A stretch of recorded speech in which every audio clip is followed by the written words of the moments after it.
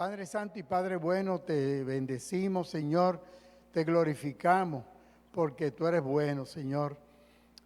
Bendice a todos los hermanos que están esta mañana, a esta hora aquí en tu santo templo y bendice a los que vienen de camino, Señor, y a los que no van a estar con nosotros en esta mañana.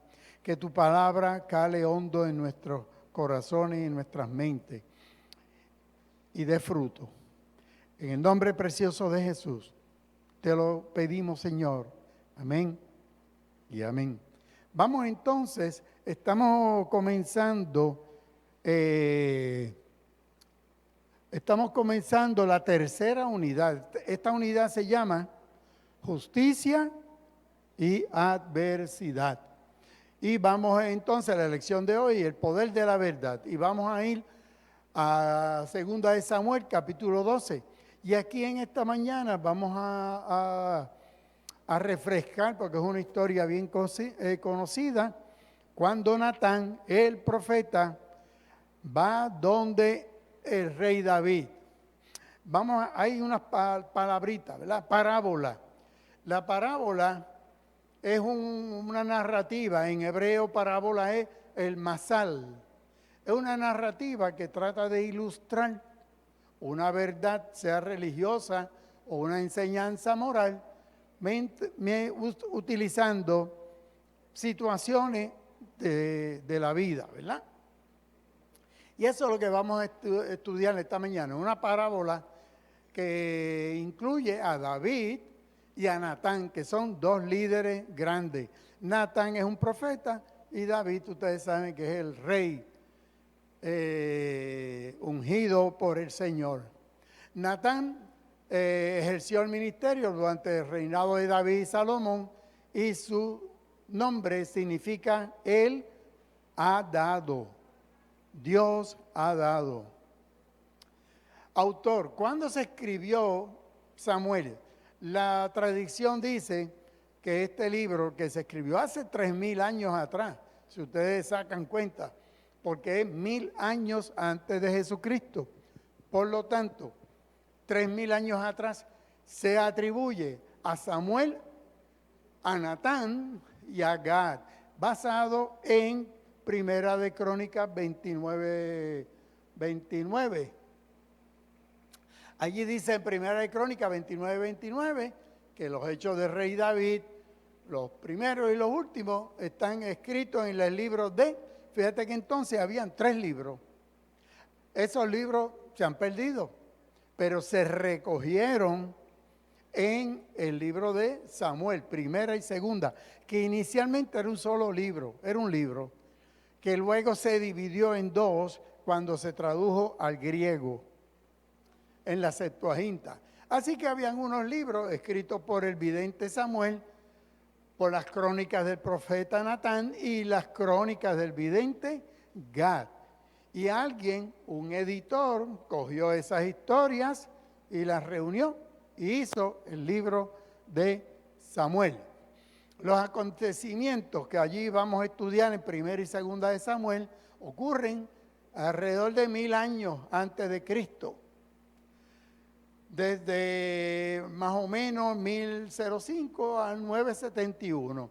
De esta manera, estos libros cubren alrededor de 135 años de historia. Y entonces, estos libros, ¿de quién nos hablan Primera y Segunda de Samuel? Pues obviamente de Samuel, número 1. Sabemos que Primera de Samuel nos habla de cuando Samuel es pedido a Dios, Dios oye, y su madre sale embarazada, tiene un bebé, y él se cría en el templo con el sacerdote. Samuel, luego Saúl, cuando el pueblo pide rey, Saúl es el primer rey ungido de Dios. Era un hombre grandísimo, él sobresalía a los hombres por encima de todo el mundo, el hombro en estatura, pero se le quemó el cerebro a medida que fue cogiendo poder. Ya ustedes saben lo que le pasó. Y David, que fue rey de la monarquía unida, el último. Cuando dice monarquía unida, ¿qué quiere decir? David Cuando muere David, el sucesor es Salomón. Y Salomón, cuando muere, el reino se dividió en dos. El reino del norte con 10 tribus y el reino del sur con 2 tribus. Las tribus de abajo eran la de Judá y la de Benjamín. Así que el Reino Unido duró con Saúl, con David, con Salomón. Muere Salomón y se partió el pastel. Ya ahí se dividió. Y estamos hablando de 1000 años casi antes de Cristo, ¿verdad? Esta historia va a cubrirnos el periodo de los jueces. Primera de Samuel, en el 1:20 dice que su mamá pidió quedara embarazada porque no podía y le puso por nombre Samuel. Pues dijo, yo se lo pedí al Señor. Así que Samuel significa pedido, pedido a Dios, o Dios ha oído. Shemuel, pedido a Dios, Dios ha oído. Es una combinación del verbo shama, oye, escucha, eso es lo que quiere decir shama o shama, y el sustantivo él. Así que Samuel, Dios oye, ¿verdad que Dios oye? Ok, Dios escucha, Dios ha oído. Por otro lado, pedido a Dios. Va que a veces pedimos y no siempre se cuadra la cosa, ¿verdad? ¿Por qué? Porque hay que pedir primero con inteligencia y pedir en su voluntad, en la voluntad de Dios. Que fue su voluntad que la mamá pues saliera embarazada y tuviera ese muchacho y ella lo consagró a Dios. Por eso se cría él Samuel se cría entonces en el templo.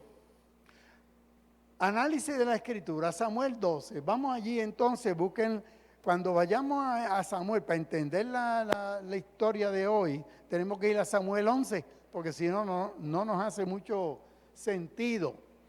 Durante gran parte de la obra, David se nos presenta como un ¿qué? Un modelo a emular. Pero cuando leemos Segunda de Samuel, capítulo 11, como que no es buen modelo para emular, ¿verdad? Para el editor, David es un varón conforme al corazón de Dios. Y así siempre nos lo han presentado. Pero David pecó. ¿Qué pecado ustedes se acuerdan de él? Y más nada. ¿Y qué más? ¿La combinación de qué?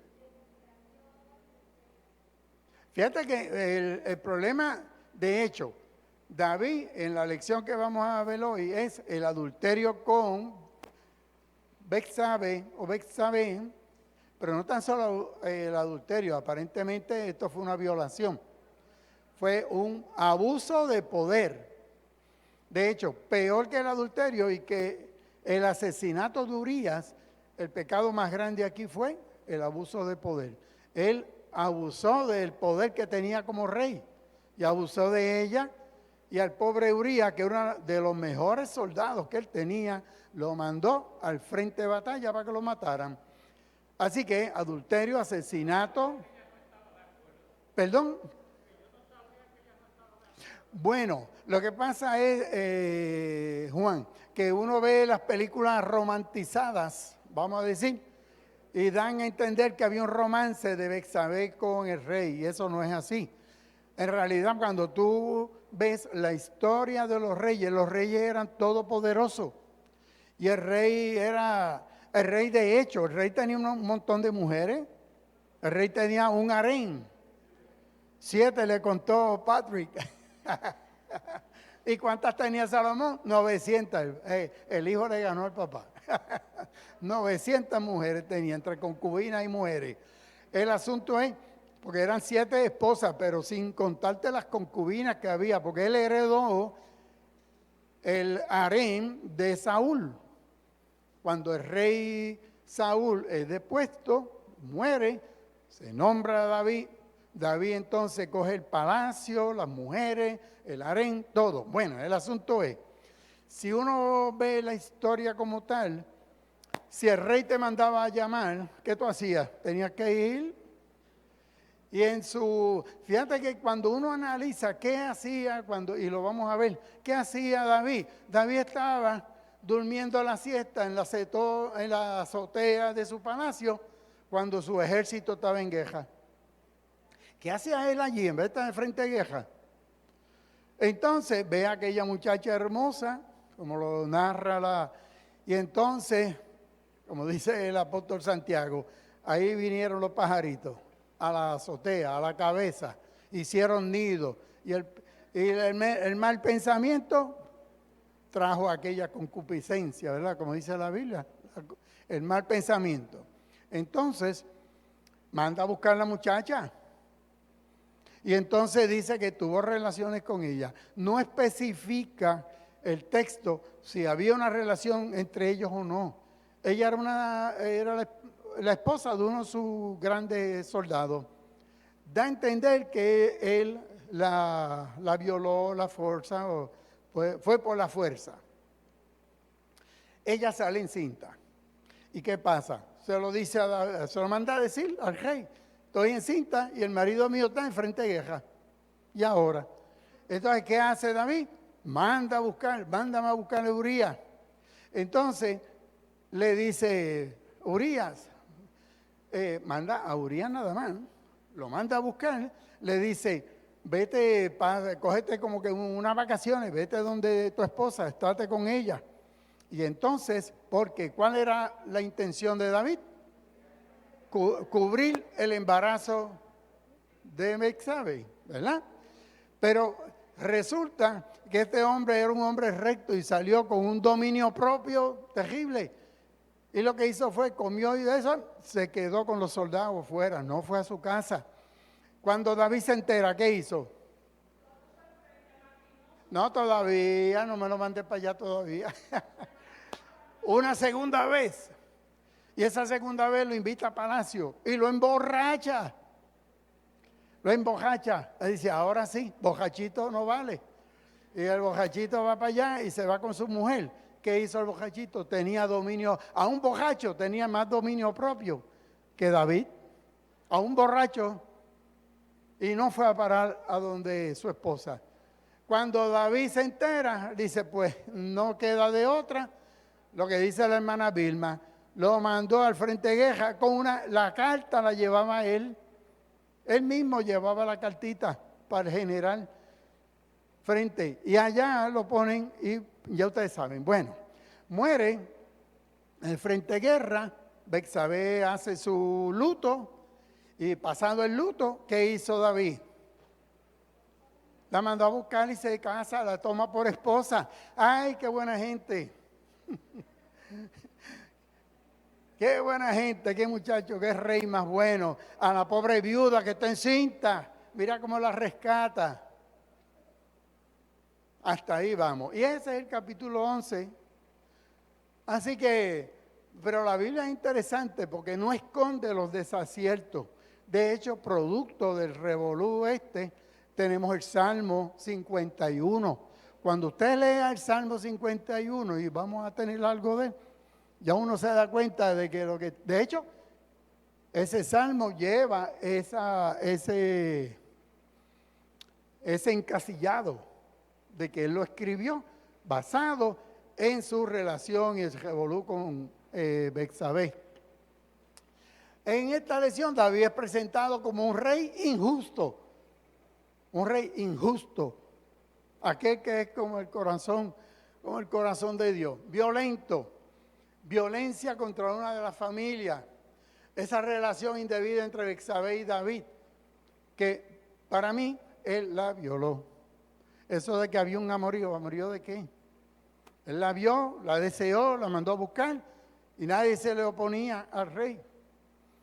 Bueno, el capítulo 11 concluye con una expresión, pero el Señor no le agradó lo que David había hecho. Nada de lo que había hecho. No que se casó con la muchacha. No, nada, Javier, Dios te bendiga. Todo lo que había hecho, nada de eso. Y ese es el último verso del capítulo 11. Así que la historia culmina, el rey, en el capítulo 12 que vamos a discutir, el rey aceptando su culpa. David muestra arrepentimiento, se humilla en oración ante el Señor y asume las consecuencias de sus actos, de su adulterio, de su asesinato y todo lo que hizo, ¿verdad? Y fue terrible. Así que David Betsabé, capítulo 11, ¿verdad? Ya esto fue lo que le dije, él estaba en la azotea, vio a esa mujer hermosa que se estaba bañando, posiblemente, como él está arriba, la está viendo.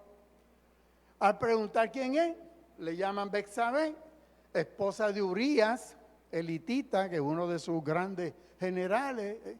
Entonces David ordenó que la llevaran a su presencia y la tomó. Ahí es que está el detalle, y la tomó. La Biblia no dice más nada. Usted utilice su inteligencia. O sea, para mí, él abusó de ella, abusó de su poder. Ella no se podía resistir al rey. Betsabé quedó embarazada y cuando se dio cuenta se lo hizo saber a David.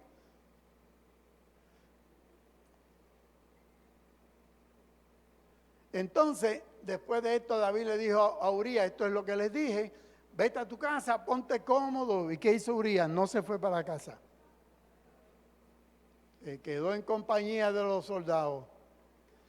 Y en el 11:13, la segunda vez lo embojachó, lo embriagó. Mas Urías tampoco se fue con su esposa. Esta carta, entonces ahí es que David le manda una carta. Ponga a Urías al frente, carne de cañón. En lo más recio de la batalla, déjalo solo, para que el enemigo le dé muerte. Ese es el hombre del corazón, conforme al corazón de Dios. Es un asesinato, por eso te digo. Pero más que el adulterio y el asesinato, es el abuso de poder. Porque mira que el general, el frente de guerra, también le hizo caso. El general también. No me acuerdo el nombre, es Josán o Jotán. Bueno, así que entonces cuando la mujer de Urías lo supo, vistió de luto, luego lo hizo esposa y ella le dio un hijo. ¿Qué pasó con ese hijo? Pues ese no es Salomón. No, el primer hijo de Betsabé y David muere y es este.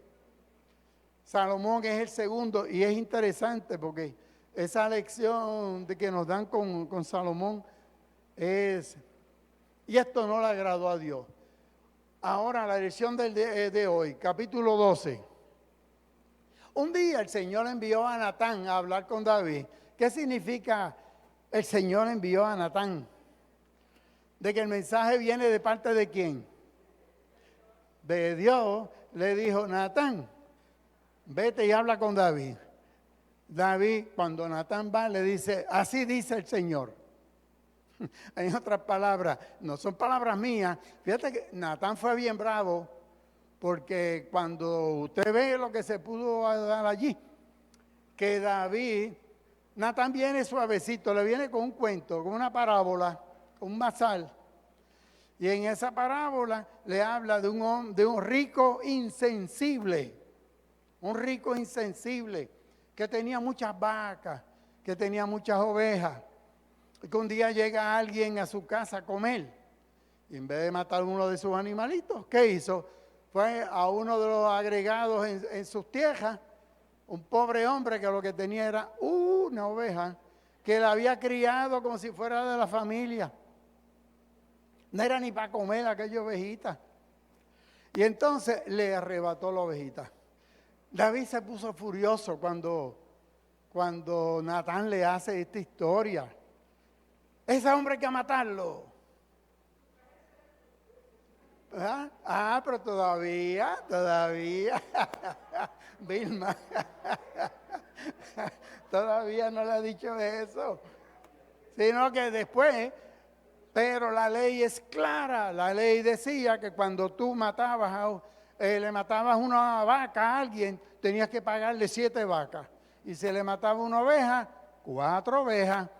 O sea, la furia era tan grande de David que lo quería matar, pero no se supone que lo matara. Y no, tiene que pagar 4 ovejas. Ok. Y entonces, ahí es que entonces lo que dice la hermana Vilma, Natán le dice, ese hombre eres tú. Qué bravo, qué bravo. Hay que matarlo. Natán se arriesgó que David en su coraje también le dijera, y a este me lo matan también. Pero el líder cristiano tiene que ser así, con valor, ¿verdad? ¿Perdón? Claro, exacto. El hermano Juan dice, no.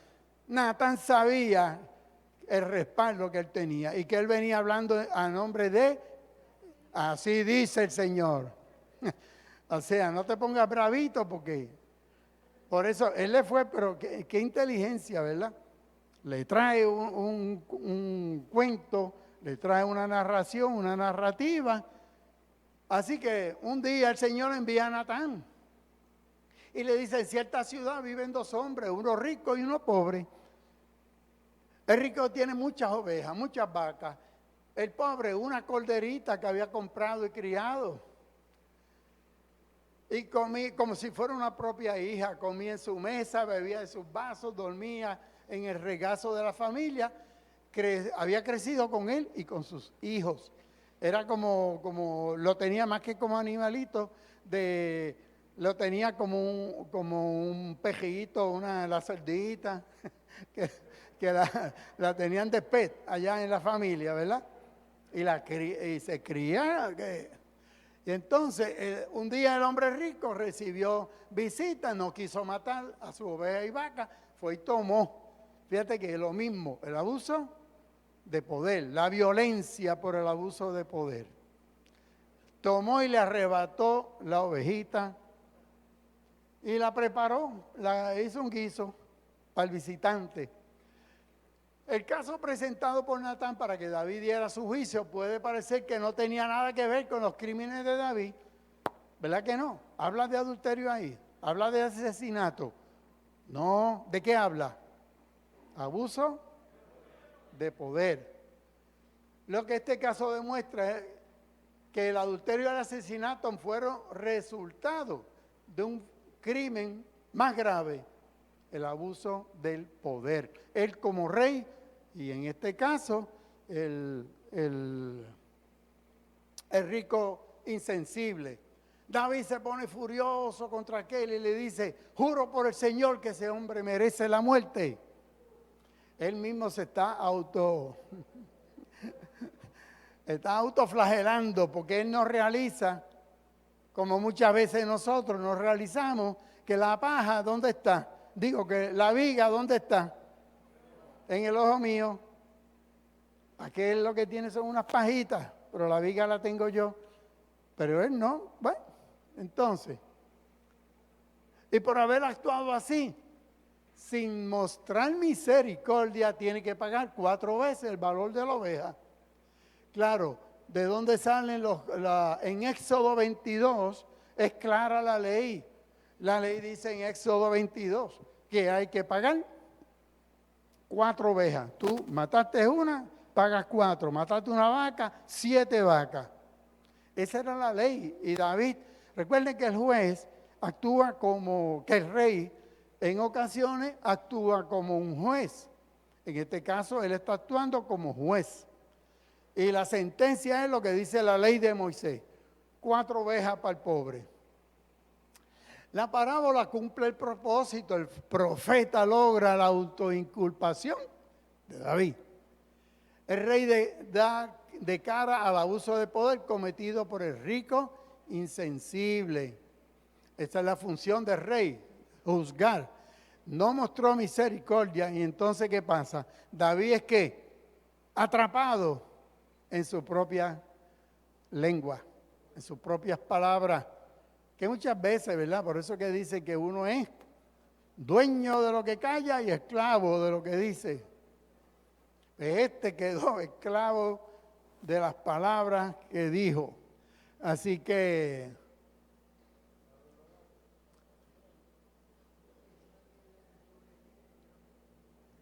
entonces Natán le dijo, tú eres ese hombre, como dice la hermana Vilma ya, tú eres ese rico insensible. Así ha dicho el Señor. Y ahí viene de nuevo, antes de que levanten la espada contra mí, contra Natán, así ha dicho el Señor, Dios de Israel. Yo, y ahí empieza entonces a darle las bendiciones que ha recibido David.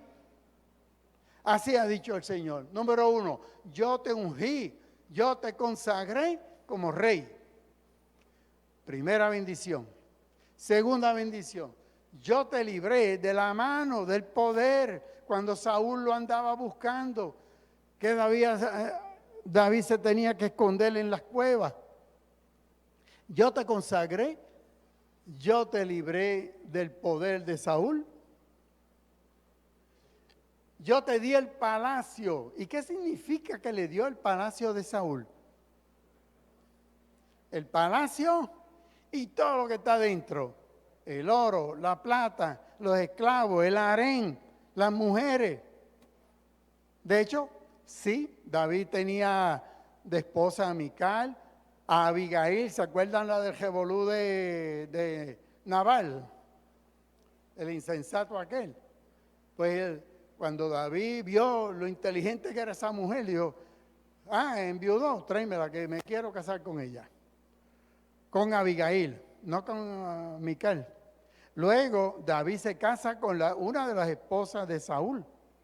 Y así por el estilo, era la costumbre, esa era la costumbre en esos tiempos. Así que yo te di el palacio y puse en tus brazos sus mujeres. ¿Entienden lo que quiere decir eso? Es el harén, las esposas del rey, porque recuerden que de qué estaba constituido el harén. De muchas mujeres que venían de distintos reinos. Eran como tratados. Eran como cuando se hacía un tratado de paz y de cooperación entre un país, un reino y otro. Se daban la hija, y ahí venían. Así que y David tenía que respetar eso y tenía que continuar porque eran Israel y el reino de Moab y el reino de tal y cual. Así que le dan el palacio y sus mujeres. Pero y fíjate que esto va increciendo. No tan solo el palacio, no tan solo el harén y las esposas de Saúl, sino ¿qué más? ¿Qué más le dio? Te entregué ¿qué? Las tribus, las 12 tribus, para que tú reines sobre ellas. Te entregué las tribus de Israel, las tribus de Judá, y por si esto fuera poco, yo estaba dispuesto a darte mucho más. Y así dice el Señor. Ese es el mensaje que le está dando Natán a este hombre. Entonces, cuando él le dice, ¿por qué? Por Betsabé, por una mujer, se formó todo este revolú. ¿Verdad? Y entonces, más adelante, ¿por qué menospreciaste la palabra del Señor y actuaste mal delante de sus ojos? ¿Por qué tuviste en poca valía la ley, la palabra de Dios? No hizo mella en tu vida, sino que tú hiciste lo que te dio la gana. A pesar de ¿verdad? Todo lo que le había dado, actuaste mal, menospreciaste la palabra. ¿Cuántas veces menospreciamos la ley de Dios? La ley, y actuamos a como nos dé la gana. A Litita Urías lo mataste por medio de ¿quién? No lo mataste tú, pero por las espadas de los amonitas. Con esto eran que estaban luchando con los amonitas. Para quedarte con tu mujer, con la mujer de Urías. Ese era el propósito de él, quedarse con la mujer. Ahora en castigo, mira cuál es el castigo que viene. ¿Cuál es el castigo? Ahora, David, escucha bien. De tu casa jamás se apartará la violencia. De tu casa jamás se apartará la violencia. ¡Wow! ¡Qué clase de castigo! O sea, que el castigo fue violento y fue violento.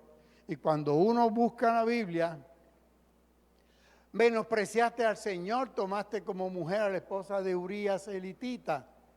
La espada nunca se apartó de la casa de David. Mira esto. El niño producto de ese embarazo muere, número 1. 2, Absalón mató a Amnón, quien violó a Tamar. Ok, ese revolú de nombre, ¿verdad? Vamos a pensar en lo siguiente. Recuerden que había muchas mujeres, muchas esposas. Por lo tanto, había ¿qué? Muchos hijos. ¿Eran qué? Hermanastros. Muchos de ellos ni se habían criado juntos. Este muchacho, Amnón, se enamoró de Tamar, que era su hermanastra. Y como ella no le correspondía, ¿qué hizo? La violó. Pero ¿qué resulta? Que Absalón es el hermano de Tamar. Y Absalón entonces mata a su hermanastro por haber violado a su hermana. Y sigue así. Luego Joab mata a Absalón. Y luego Benaína mata a Adonías. O sea que jamás, nunca se apartó la espada, la violencia de la casa. Y no tan solo eso, ¿qué hizo Absalón? Se rebeló contra su papá. Absalón se rebela contra su padre. Y añade al vergonzoso tratamiento, vamos a añadirle que Absalón violó todas las esposas de David. Absalón violó todas las esposas, todo el harén. Mandó a hacer en la azotea una tienda allí fresquito y allá le iban llevando a las mujeres. La rebelión de Absalón, que es lo último, ¿verdad? O sea que no tan solo las mata, las viola, luego él se rebela porque él quiere matar a su padre. Por eso es que la espada nunca se apartó de la casa de David. Pero así dice el Señor. Yo haré que el mal sobrevenga, la violencia va, y ahí está la evidencia en estos textos. Ante tus propios ojos entregaré a tus mujeres a tu prójimo. ¿A quién? A Absalón. Y a pleno sol se acostará con ella en la azotea del palacio. Allá las violó. Así que Dios salva del pecado, pero no de qué. De las consecuencias. Aquella aguacero, aquello tormenta trajeron estos lodos, ¿verdad? Pues eso le pasó y nos pasa. Así que lo que tú hiciste en secreto, yo lo haré a plena luz del día, en presencia de todos los israelitas. Se levantó entonces en la azotea una tienda de campaña para Absalón y allí se acostó con las concubinas. O sea, violó a todas las concubinas del harén que tenía su padre, a plena luz del día, como dice la palabra ahí, ¿verdad? David le respondió a Natán, reconozco que he pecado contra el Señor. Y Natán le dijo, el Señor te ha perdonado y no vas a morir, pero las consecuencias vienen. Porque la ley dice que él tenía que morir, ¿o no? ¿Qué decía la ley? Con muerte. De hecho, la ley prescribía la muerte tanto para el crimen, o sea, para el asesinato, como para el adulterio. Eso está en Éxodo 21, 12 y Levítico 20, 10. El 21, Éxodo 21 dice, si alguien hiera a otro, le hace morir, también morirá. En otras palabras, el asesinato se pagaba con muerte. El que cometa adulterio con la mujer de su prójimo será condenado a muerte junto con la adúltera. O sea que estos dos crímenes se pagaban con la muerte. Pero entonces en el 14, pero como los enemigos del Señor hablan mal de él por causa de este pecado tuyo, tu hijo va a morir. En otras palabras, que la gente blasfemaba. Eso es como si nosotros somos cristianos y hacemos algo indebido. ¿Qué dice la gente? ¿Y eso que es cristiano? Pues aquí le dijeron, eso es lo que le están diciendo a David. Y eso que es cristiano, blasfeman contra el nombre de Dios. Eso entonces, ahí es que viene la muerte del hijo. De ese producto, de esa... Así que ya estamos en el 15, que dice, después de esto Natán regresó a su casa. O sea, Natán el profeta cumplió ya. Ya le dijo, la espada no se va a apartar de tu casa. El niño que la mujer de Urías le dio a David se enfermó, porque el Señor así lo quiso. Esto es un texto que uno como que le revuelca, ¿verdad? Y dice, pero ¿qué culpa tiene el bebé? ¿Qué culpa tiene ese muchachito? Salud. Pero es que es así. Por ejemplo, una mujer embarazada que abusa del alcohol, que by the way, no debe beber nada de alcohol, y nace un niño con lo que se llama el síndrome de alcoholismo fetal. O tiene, vamos a decir, sífilis, y se transmite la sífilis, y el bebé nace con ceguera, con sordera. O sea, que hay consecuencias en todas estas conductas. Así que no vamos a ¿qué es lo que quiere aquí decir? ¿Por qué el Señor lo quiso, o lo permitió, o lo planificó? Es difícil de entender. David le rogó al Señor por la salud del hijo y ayunaba noche y día. Tuvo 7 días que ni comía, ni se bañaba, tirado en el suelo, pensando que con eso Dios podía cambiar su veredicto. Los ancianos iban al palacio, trataban de convencerlo. Y 7 días después, el nene muere. Y los sirvientes no encontraban cómo decírselo, porque no sabían cómo él iba a reaccionar. Pero cuando David los vio allí cuchucheando, dijo, el nene se murió. Sí, el nene se murió. ¿Qué hizo David? ¿Qué hizo David? Dejó de ayunar, dejó de orar. Fíjate, no es tanto, Juan dice, no le importaba nada, sino que ya el niño murió, pues no vamos a estar orando por los muertos. Así que vamos a orar por los vivos. Entonces David se levantó, se bañó y se perfumó. Se bañó y se perfumó, pero no se fue de party. ¿Para dónde se fue? ¿A dónde? ¿A la casa de quién? A la casa de Dios. Se bañó, se perfumó y fue a humillarse delante del Señor nuevamente. Y entonces se puso ropa limpia, fue a la casa del Señor y lo adoró. Luego se fue para su casa y comió. Lo último que hizo fue comer él. Primero se fue a adorar al Señor, a darle gracias por lo que ya pues entendió que todo era producto de él. Y él ahí, cuando leemos en la palabra, ahí vamos entonces al Salmo 51. Ustedes, ese Salmo 51 dice, crea en mí, oh Dios, un corazón limpio. Y no es que creamos, es que sabemos, porque lo dice la Biblia, lo dice el Salmo 51, dice, al músico principal, al director ahí de coro. Salmo de David, cuando Natán el profeta fue a hablar con David por causa de su adulterio con Betsabé. Crea en mí, oh Dios, un corazón limpio. Dios mío, por tu gran misericordia. Este es el miserere, que tiene música, que se canta. La misericordia, ¿verdad? Ten piedad de mí por tu infinita bondad, borra mis rebeliones, lávame más y más de mi maldad, límpiame de mi pecado. Dios mío, crea en mí un corazón limpio, renueva en mí un espíritu de rectitud. No me despidas de tu presencia, ni quites de mí tu Santo Espíritu. Devuélveme el gozo de tu salvación y dame un espíritu dispuesto a obedecerte.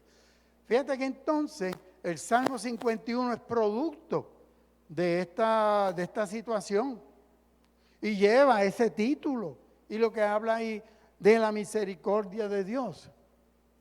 Y entonces nace Salomón, y el Señor amó a este niño. Fíjate que al otro murió, nace un segundo hijo. ¿De quién? ¿Quién es la mamá de Salomón? Pues Betsabé, la misma. ¿Y quién es el padre? David. Pero entonces dice, a este lo amó. Y por eso envió un mensaje al profeta Natán para decirle que lo llamara Jedidías. Jedidías significa amado de Jehová. Es un testimonio de la constante gracia de Dios. Le dio un segundo hijo y le dice, amado de Jehová.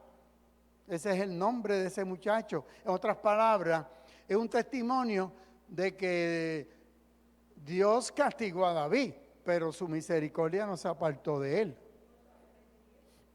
¿Cómo? Claro, él se arrepintió. Ese Salmo 51 es bello. Por eso, ¿verdad? Y entonces, Jedidías significa amado de Jehová. Y Salomón, así que el nombre es Salomón. El apodo, el nombre es Salomón, que es hombre de paz. El apodo, amado de Dios o amado de Jehová. A modo de conclusión, el liderato cristiano, primero, debe ser obediente al Señor. Segundo, que fue lo que hizo Natán. Segundo, defensa y protección de las víctimas de violencia.